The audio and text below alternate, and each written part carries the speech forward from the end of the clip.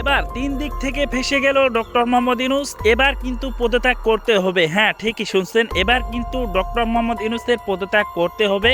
কারণ ইতিমধ্যে কিন্তু দিল্লি থেকে একই দাবি করলো প্রধানমন্ত্রী শেখ হাসিনা।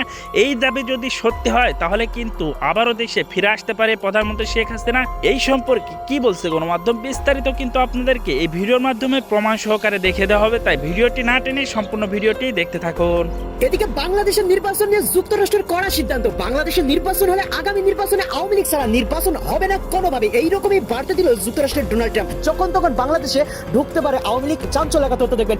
জাতিসংঘ কি বাংলাদেশের আসন্ন জাতীয় সংসদ নির্বাচন বর্জন করছে? জাতিসংঘ বাংলাদেশের এই যে সামনে যে নির্বাচনটা আসছে, এই নির্বাচনটাকে কি বর্জন করতে চাইছে কিংবা উপেক্ষা করতে চাইছে?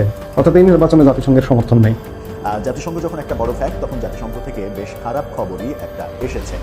সেই খবরটা যে কেউ প্রথম ধাপে শুনলে একটু আটকে উঠতে পারে। জাতিসংঘ থেকে জানানো হলো আগামী নির্বাচনে, বাংলাদেশের নির্বাচনে জাতিসংঘের কোনো পর্যবেক্ষক থাকবে না। বর্তমান সরকারের এই নির্বাচন প্রক্রিয়াকে জাতিসংঘ সমর্থন করবে। জানিয়ে দেব এইমাত্র পাওয়া হাতে থাকা সর্বশেষ আপডেট সংবাদ। এতক্ষণ শুনছিলেন সংবাদ শিরোনাম, এবার থাকছে বিস্তারিত। প্রিয় দর্শক, কি করবে যে ভিডিওর স্ক্রিপ্টগুলো আপনারা দেখে ফেলেছেন, ইতিমধ্যে কিন্তু বুঝে গেছেন যে আজকের ভিডিওটা কি সম্পর্কে হতে চলেছে এবং ঠিক কোন দিকে ইঙ্গিত করছে। তাই আমি আর কথা বাড়াবো না, আপনাদেরকে কিন্তু সেই ভিডিওটার দিকে নিয়ে যাবো। তার আগে একটা ছোট্ট রিকোয়েস্ট করে থাকবো, আপনি যদি এই চ্যানেলে এখনো নতুন হয়ে থাকেন তাহলে অবশ্যই চ্যানেলটাকে সাবস্ক্রাইব করে আমাদের সাথে থাকবেন, যাতে করে এমন নতুন নতুন আপডেট নিউজ সবার আগে আপনাদের হাতে তুলে দিতে পারি। তাহলে চলুন এ বিষয় নিয়ে রাজনৈতিক বিশ্লেষকরা কি বলেছে আগে সেই ভিডিওটা দেখে নেব, তারপরেই কিন্তু মূল ভিডিওটা আপনাদেরকে দেখিয়ে দেবো। চলুন কথা না বাড়িয়ে একের পর এক ভিডিওগুলি দেখতে থাকে। নির্বাচন তো হবেই, 100% হবে। ডক্টর ইউনূস বলেছেন যে কোনো কিছুর বিনিময়ে নির্বাচন হবে। তবে নির্বাচন কেমন হবে? এই নির্বাচন পাতানো হবে। আশঙ্কা কার? মাত্র জুম্মায় 8 দিন হয়েছে ডক্টর ইউনূসের যে সিপাহ সালারগুলো ছিলেন উপদেষ্টা পরিষদে সবচেয়ে প্রভাবশালী উপদেষ্টা আসিফ মাহমুদ সাবেক, তিনি যখন বলেন পাতানো নির্বাচনের চেষ্টা চলছে, রুখে দেওয়া হবে। এখন তিনি এনসিপির মুখপাত্র, তো ওনার এই কথাটা তো আমরা হালকা নেওয়ার কোনো কারণ নেই। সরকারের ভিতরে এতদিন ছিলেন, ইটিস পিটিস কোনো কিছু থাকলে সেটা তিনি বুঝে আসছেন। এখন তিনি যখন বলেন পাতানো নির্বাচনের চেষ্টা চলছে, স্বাভাবিকভাবে এটা একটা প্রতিক্রিয়া তৈরি হয়। অপরদিকে জাতিসংঘ বলছে বাংলাদেশের এই নির্বাচনে তাদের পর্যবেক্ষক পাঠানোর কোনো আগ্রহ নেই। কেন? ডক্টর ইউনূস তো কথা দিয়েছেন সারা পৃথিবী তাকাই থাকবে, এমন একটা নির্বাচন হবে। আবার তখন এই সরকারে উপদেষ্টা আসিফও ছিল। আজকে কেন মনে হচ্ছে তার পাতানো নির্বাচন চলছে? মানে এই সরকার কি বিএনপিকে ক্ষমতা আনার জন্য কোনো পাতানো নির্বাচনের আয়োজন করছে? ওনাদের কথা তো এটাই মনে হয়। আপাত দৃষ্টিতে আরো একটি পাতানো নির্বাচনের চেষ্টা চলছে জানিয়ে তা প্রতিহত করতে ভোটের আগেই মাঠে নামার হুঁশিয়ারি দিয়েছেন সাবেক উপদেষ্টা, এই মুহূর্তে এনসিপির মুখপাত্র আসিফ মাহমুদ সচিব ভুইয়া। গতকালকে রাজধানীর আগারগাঁওয়ে নির্বাচন ভবনে প্রধান নির্বাচন কমিশনার অর্থাৎ সিইসি এএমএম নাসিরুদ্দিনের সাথে একটা বৈঠক ছিল। বৈঠক শেষে গণমাধ্যম কর্মীদের উদ্দেশ্যে তিনি এই তথ্য দেন। তিনি বলছেন যে একটি নির্দিষ্ট দলের প্রতি অর্থাৎ বিএনপির প্রতি প্রশাসনের পক্ষপাতিত্ব দেখা গেছে। জনরায় প্রতিষ্ঠার আগেই সরকারি কর্মকর্তাদের একটি দলের চেয়ারপারসনের সঙ্গে দেখা করতে যাওয়া বাংলাদেশের গণতন্ত্রের জন্য অশনি সংকেত। তবে আবার পুরনো সেটেলমেন্টের পথে গেলে তার রুখে দেওয়া হবে, ভোটের দিন পর্যন্ত অপেক্ষা করা হবে না। এখন আসিফ সরকারে নাই, সে এরকম বক্তব্য দিতে পারে। তার এই বক্তব্যটা এই মুহূর্তে একটা পলিটিক্যাল বক্তব্য, কারণ সে একটা রাজনৈতিক দলের মুখপাত্র। অপরদিকে আপনার রাজনৈতিক বক্তব্য বিভিন্নমুখী হতেই পারে। তার বক্তব্যটা আমরা এনসিপির রাজনৈতিক বক্তব্য হিসাবেই আপাতত ভেবে নিচ্ছি। তবে সরকারের ভিতরে ছিল, সে হয়তো ভালো জানে যে ওইখানে কি ডাল ঘুটানো হয়, কি চালের ভাত পাকানো হয়, সেই চাল কই থেকে আসে। আসলে অনেক কিছু আসিফের কথার মধ্যে এখানে টেনশনের তৈরি করে। এবার আসেন জাতিসংঘের হঠাৎ কি হইলো যে তারা যেন বাংলাদেশের নির্বাচনে পর্যবেক্ষক পাঠানোর পরিকল্পনা নেই? এত বড় একটা নির্বাচন এত বছর পর হবে, এই বক্তব্য দিয়েছে জাতিসংঘ। গতকালকে নিয়মিত ব্রিফিংয়ে এক প্রশ্নের জবাবে জাতিসংঘের মহাসচিবের মুখপাত্র স্টেফান দুজারিক তিনি বলছেন আসন্ন ত্রয়োদশ জাতীয় সংসদ নির্বাচনে কোনো পর্যবেক্ষক পাঠানোর পরিকল্পনা নেই জাতিসংঘের। তার বক্তব্য হচ্ছে যে এখন কেন আসলে এটার একটা ব্যাখ্যা আছে। সাধারণত জাতিসংঘ নিজ থেকে উদ্যোগ নিয়ে কখনো কোনো নির্বাচনে পর্যবেক্ষক পাঠায় না। এই ধরনের সিদ্ধান্ত কেবল জাতিসংঘের সাধারণ পরিষদ অথবা নিরাপত্তা পরিষদের ম্যান্ডেট থাকলেই নেওয়া হয়। বর্তমানে নির্বাচন পর্যবেক্ষণে জাতিসংঘের কাজের আওতায় নেই। তবে বাংলাদেশে জাতিসংঘের কার্যালয়ে নির্বাচন সংক্রান্ত কোনো কারিগরি সহায়তা দিচ্ছে কিনা এ বিষয়ে খোঁজ নেওয়া হবে। তো এখন বিশ্বের বিভিন্ন দেশে নির্বাচন প্রক্রিয়ায় জাতিসংঘ নিয়মিতভাবে কারিগরি সহায়তা দিয়ে থাকে, তাদেরকে হয়তো ডাকতে হয়। তো সরকার পক্ষ থেকে আমি 100% শিওর সারা পৃথিবীকে ডাকবে যে ডক্টর ইউনূস যতটা ওয়ার্ল্ড ক্যারেক্টার বা ওয়ার্ল্ড ফিগার, তো সেই জায়গা থেকে তিনি সবাইকে দেখাতে চাইবেন যে কেমন হলো নির্বাচনটা দেখে নাও। আসলে নির্বাচনে অনেক শঙ্কা আছে, অনেক বক্তব্য আছে, তবে আমি মনে করি নির্বাচন হবে। আর নির্বাচনের মাঠের লেভেল প্লেইং ফিল্ড অথবা আইন শৃঙ্খলার পরিস্থিতি বা সরকার কতটুকু আইন শৃঙ্খলাকে ব্যালেন্স রাখতে পারছে না মানুষ বুঝে গেছে। সো এটাতে কিছুটা ফ্যাক্ট তৈরি হতে পারে। তবে নির্বাচন হবে, ডক্টর ইউনূসের হাতে কোনো বিকল্প নেই। আপাতত দৃষ্টিতে আমাদের এটাই মনে হচ্ছে। মুসলিম ভাইও খুশি, কারণ তিনি একজন কৃষক, ধান কাটা বাড়িতে আসতেছে আর এরকম ডান্স দিচ্ছে, লাগারে লাগা লাগারে লাগা, ভাবি রহেন রহেন কারে দিয়ে লাগাইবেন, মুসলিম ভাই কয় আমরাই লাগাবো, ধানের শেষের লোকেরা রহেন, বেজাল আছে। ভিডিওটা শুনেন। ধানের শীষ মার্কা, এই মার্কা শুধু এই মার্কা শুধু আব্দুল্লাহ ভাইয়ের নয়, এই মার্কা মরহুমা শেখ হাসিনার মার্কা, এই মার্কা ভাবিয়ে কয় অভ্যাসটা রয়ে গেছে আর কি। মরহুমা শেখ হাসিনা এই বলার পরে সবাইকে রক রক রক কাকা কাকা বইলা ফেলছে। আসলে হয় কি যে ধরেন মানে দীর্ঘদিন তো 17 বছর বাংলাদেশে ওইভাবে বিএনপি তাদের প্রোগ্রাম করতে পারে নাই। অনেক নেতাকর্মী তারা আওয়ামী লীগের সাথে মিশা গেছিল। তো মিশতে মিশতে বলতে বলতে অভ্যাস হয়ে গেছে। আর শুধু এই কাকাই বলছে না, ঘটনাটা হচ্ছে মুন্সিগঞ্জ 1 আসনের, কারা কারা আছেন ওই এলাকায়। তো সারা বাংলাদেশে যখন শেখ হাসিনা সরকারের পতন ঘটলো, তো অনেকে পিঠ বাঁচানোর জন্য, অনেকে যারা আওয়ামী লীগের মধ্যে লুকায়িত ছিল, বিভিন্ন দলের, বিএনপি, জামাত ইসলাম বা অন্যান্য দলের যারা ছিল বা এতদিন প্রকাশিত ছিল না, মানে বিভিন্ন কারণে এখন আবার তারা সবাই কিন্তু ঘরের ছেড়ে ঘরে ফিরে আসছে। তো ওই যে দীর্ঘদিনের প্র্যাকটিস, এই জায়গাতে আইসা এটা কিন্তু তাদের চলে আসতেছে মুখ ফসকায়। যে তিনি বলতে চেয়েছিলেন, যেহেতু বিএনপির সভানেত্রী বা প্রধান যিনি চেয়ারপারসন আমরা যা বলি, মরহুমা খালেদা জিয়া, তো ওনার নামের জায়গায় তিনি ঠেলার ছুটে বলে ফেলছেন মরহুমা শেখ হাসিনা। এটা আসলে স্লিপ অফ টাং, এর বাইরে কিছুই না। তবে এখানে মুন্সিগঞ্জ 1 আসনে আমি দেখলাম, এটা মুন্সিগঞ্জ 1 আসনেরই সম্ভবত, যদি ভুল হয় মাফ করে দেন, কারণ মুন্সিগঞ্জে 3টা জায়গাতে আমি দেখছি যে এখানে বিএনপির মনোনয়ন পেয়েছেন। আর এই জিনিসগুলো কেন আসলে ডে বাই ডে বাড়ছে, সোশ্যাল মিডিয়াতে আসতেছে, সবাই মজা করতেছে, এটা নিয়ে ট্রল করতেছে, কিন্তু এটার কমন ফ্যাক্ট হচ্ছে, কমন দিন শেষে রাজনীতিগুলো শহরে চলে, দিন শেষে রাজনীতিগুলো টেলিভিশনের বক্তব্য টকশোয়ে চলে, এক নেতা আরেক নেতার চিরা ফেলে ফাইডা ফেলে। কিন্তু বাস্তবতা হচ্ছে আমাদের রাজনীতির মধ্যে এখনো একটা সম্প্রীতির জায়গা আছে লোকালয় বা গ্রাম অঞ্চলগুলোতে। সেখানে যেহেতু নির্বাচন আসতেছে, সবার ভোট দরকার। আর এই দেশের একটা পাগলও জানে যে এই দেশে ভোটের একটা বড় বাক্স আওয়ামী লীগের নেতাকর্মীদের হাতে। বিএনপি তাদের নিজস্ব ভোট দিয়ে জীবনও পাশ করবে না, মানে ক্ষমতা যেতে পারবে না, জামাতও পারবে না, দরকার কার আওয়ামী লীগের ভোট। এটা তো একটা পাগলও স্বীকার করতেছে। আর যার কারণে জামাত বলতেছে আসো আসো আমাদের কাছে আসো, সব দায়িত্ব নিব। বিএনপি বলতেছে আমাদের কাছে আসো, আমরা ডিস্টার্ব করবো না। কারণ আওয়ামী লীগ হচ্ছে একমাত্র ভোট ব্যাংক যারা সুইং করাবে জামাত ক্ষমতায় যাবে নাকি বিএনপিতে। তো টকশুতে যে আলাপ আলোচনা গরম, এগুলো ভাই বলার জন্য বলা, কারণ দিন শেষে সবাই তাদের আওয়ামী লীগ যে লবিংটা ব্যবহার করে। আওয়ামী লীগ তো সব খারাপ না, যারা অপরাধী ছিল পালাই গেছে, অনেকে মিথ্যা মামলা শিকার হয়েছে, তাদেরও জামিন হচ্ছে। তো এই মুহূর্তে আওয়ামী লীগের যে নেতাকর্মী তারা বিভিন্ন দলে যোগ দিচ্ছেন, প্রতিদিন দেখবেন জামাতে এত যোগ দিচ্ছেন, এনসিপিতে যোগ দিচ্ছেন, বিএনপিতে যোগ দিচ্ছেন। তো তারা তো এখন ঢুকার পরে অনেক এলাকার প্রভাবশালী অনেক ব্যক্তিত্ব আছে যারা ভোট ব্যাংকটাকে কন্ট্রোল করে। তো বিভিন্ন প্রোগ্রামে তাদেরকে অতিথি হিসাবে রাখা হয়। তো সেখানে একটু বক্তব্য দিতে গেলে আমার ধারণা এরকম স্লিপ অফ টাং, অর্থাৎ ঠেলার চোটে, বাংলা ভাষায় আমরা যদি বলি আর কি, এটা বইলা ফেলে। তবে এই নিউজ দেখা আমরা ট্রল করি আর যাই করি, নির্বাচন ক্ষমতা এই দুই জিনিসটার মধ্যে আওয়ামী লীগের এখানে একটা প্রত্যক্ষ সহযোগিতা লাগবে, যেই দল ক্ষমতায় যায়, যেই দল।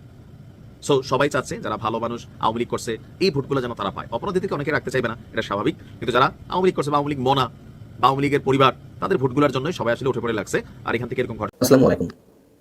প্রধান উপদেষ্টা প্রেস সচিব মিস্টার শফিকুল আলম দুর্দান্ত একটি মন্তব্য করেছেন। সেটি হচ্ছে নির্বাচনের বিষয়ে যারা এখনো সন্দেহ ও সংশয় ছড়াচ্ছেন তাদের সরকার নজরদারিতে রেখেছে। এই কথার অর্থটি কি বলতে চাইছেন তিনি আরো বলছেন যে নির্বাচনের 37 দিন বাকি আছে, আমরা মনে করি আমরা খুবই ভালোভাবে প্রস্তুত আছি। এর মধ্যে আমাদের আইন শৃঙ্খলা রক্ষা বাহিনীর কনফিডেন্স লেভেল আরও একটু ভালো অবস্থায় আছে। প্রিয় দর্শক, মিস্টার শফিকের এই মন্তব্য বিশেষ করে যারা নির্বাচন নিয়ে সন্দেহ সংশয় ছড়াচ্ছেন তাদেরকে নজরদারিতে রাখার বিষয়ে এই মুহূর্তে আমি কোনো মন্তব্য করছি না। তার আগে বিভিন্ন পত্রিকার কয়েকটি রিপোর্টের অংশ বিশেষ আপনাদের শোনাচ্ছি, তারপরে দুইটি কথা নিশ্চয়ই বলবো। সমকালের আজকের লিড নিউজ, সেখানে বলা হচ্ছে 5 ঘন্টার ব্যবধানে গত সোমবার 3 জেলায় 3টি আলোচিত হত্যাকাণ্ডের ঘটনা ঘটেছে। যশোরের মনিরামপুরে রানা প্রতাপ বৈরাগী নামে একজন ব্যবসায়ীর মাথায় গুলি এবং ছুরি দিয়ে গলা কেটে হত্যা করে দুর্বৃত্তরা। ওই একই দিন চট্টগ্রামের রাউজানে যুবদল নেতাকে মাথায় গুলি করে খুন করা হয়। সোমবারই চট্টগ্রামের ওই ঘটনার 3 ঘন্টা পর নরসিংদীর পলাশে গুলি করে খুন করা হয় মণি চক্রবর্তী নামে আরেক ব্যবসায়ীকে। বলা হচ্ছে নতুন বছরের প্রথম 6 দিনে আলোচিত 8টি খুনের ঘটনা ঘটেছে। এর বাইরে তো আরও অনেক কিছু রয়েছেই। সমকাল বলছে যে ত্রয়োদশ জাতীয় সংসদ নির্বাচন সামনে রেখে খুনোখুনি ও অবৈধ অস্ত্র ব্যবহারে সম্ভাব্য প্রার্থীদের মধ্যে রয়েছে উদ্বেগ। আইন শৃঙ্খলা পরিস্থিতি এখনও সন্তোষজনক পর্যায়ে পৌঁছায়নি। রাজনৈতিক বিরোধ, আধিপত্য বিস্তার, ব্যক্তিগত শত্রুতাকে কেন্দ্র করে প্রাণ ঝরছে এবং এসব কারণে নিরাপত্তা জনিত শঙ্কা গভীর হচ্ছে সাধারণ মানুষের মনে। জামাত নেতা বলছে, আরেকটি পত্রিকা রিপোর্ট, জামাতের আমির ডাক্তার শফিকুর রহমান বলছেন দেশে এখনো অবাধ, সুষ্ঠু ও নিরপেক্ষ নির্বাচনের পরিবেশ সৃষ্টি হয়নি। সরকারের অন্যতম সাবেক প্রভাবশালী উপদেষ্টা এনসিপি মুখপাত্র আসিফ মাহমুদ সজীব ভুঁইয়া বলছেন আপাত দৃষ্টিতে আরও একটি পাতানো নির্বাচনের চেষ্টা চলছে। অর্থাৎ সন্দেহ সংশয় শুধু নির্বাচন অনুষ্ঠান নিয়ে নয়, নির্বাচনের ধরন নিয়েও নানান ধরনের সন্দেহ সংশয় রয়েছে। মিস্টার শফিকুল আলমের উদ্দেশ্যে বলতে চাই, এখন পারলে ধরুন জামাতের আমির ডাক্তার শফিকুর রহমান সাহেবকে, পারলে ধরুন এনসিপি নেতা আসিফ মাহমুদ সজীব ভুঁইয়াকে, তাদেরকে নজরদারিতে রাখা হয়েছে তো, প্রশ্ন রাখতে চাই। আবার আমরা জানি যে নির্বাচনের জাতীয় এবং আন্তর্জাতিক গ্রহণযোগ্যতা বাড়াতে বিদেশি পর্যবেক্ষকদের সব ধরনের খরচ বহনের ঘোষণা দিয়েছে নির্বাচন কমিশন। সম্ভবত এটি প্রথমবারের মতো এই ধরনের ঘোষণা।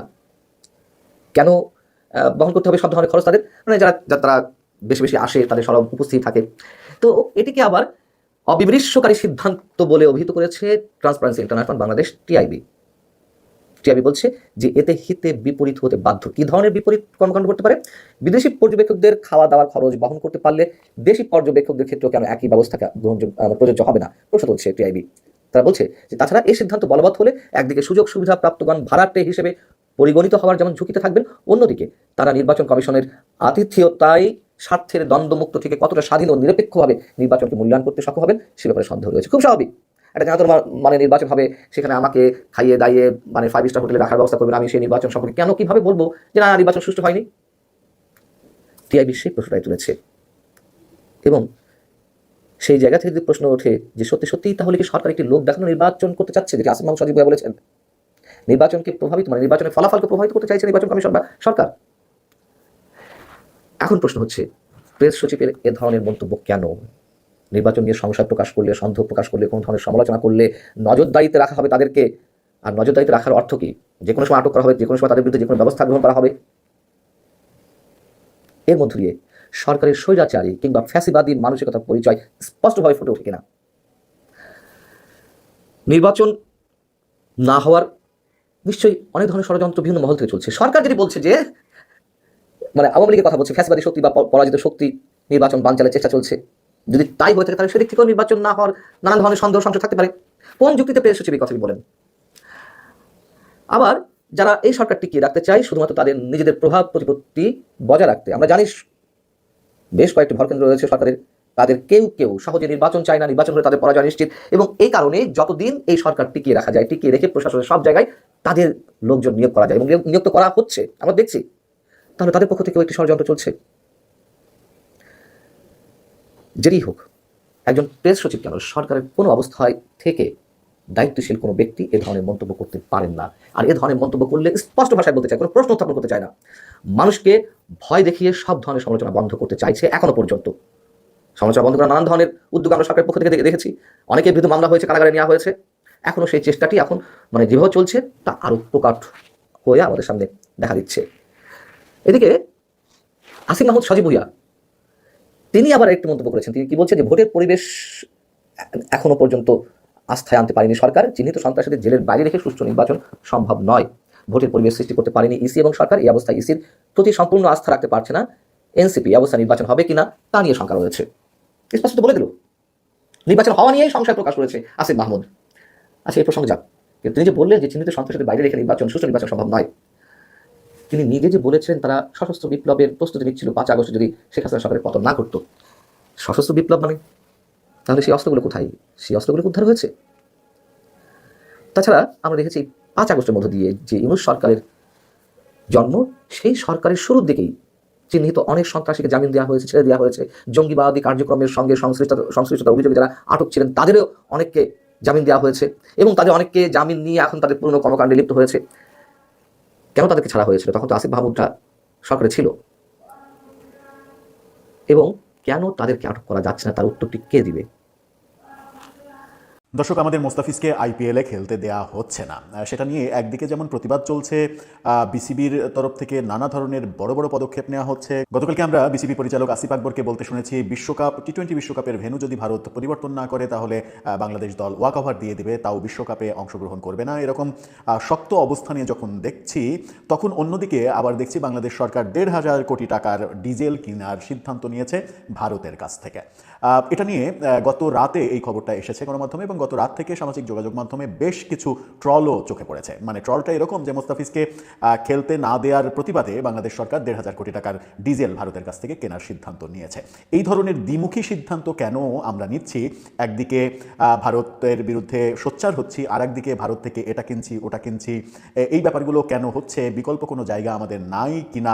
চলুন একটু জেনে দেখি গণমাধ্যম কি বলছে এই সম্পর্কে। খবরে থাকবেন পলিটিক্স টিভির নিয়মিত আয়োজনে।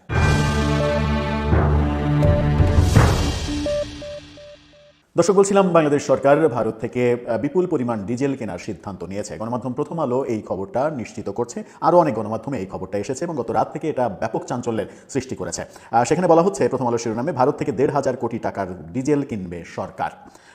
ভারতীয় রাষ্ট্রীয় প্রতিষ্ঠান নুমালীগড় রিফাইনারি থেকে, তাও আবার রাষ্ট্রীয় প্রতিষ্ঠান, 1,80,000 টন ডিজেল আমদানি করবে বাংলাদেশ। এতে মোট ব্যয় হবে 1,462 কোটি টাকা, যার একটি অংশ দেবে বিপিসি, বাকি অংশ আসবে ব্যাংক ঋণ থেকে।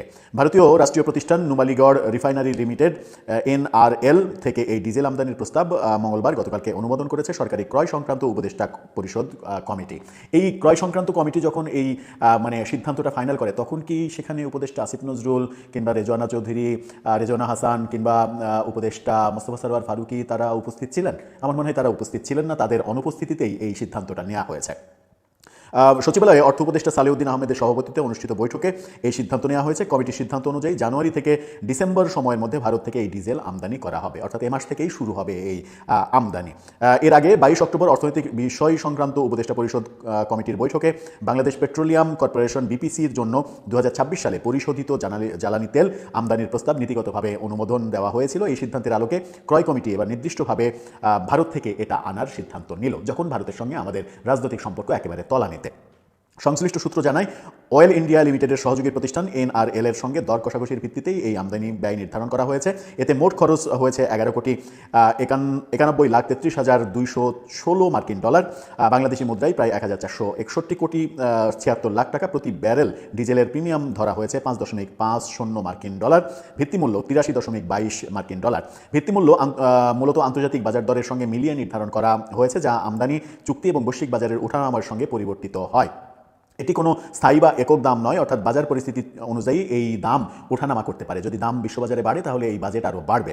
ক্রয় কমিটির বৈঠক শেষে সাংবাদিকদের এক প্রশ্নের জবাবে বিদ্যুৎ জ্বালানি খনিজ সম্পদ উপদেষ্টা মোহাম্মদ ফাউজুল কবির খান বলেছেন, NRL থেকে ডিজেল আমদানি করা হচ্ছে 15 বছরের একটি দীর্ঘমেয়াদী চুক্তির আওতায়।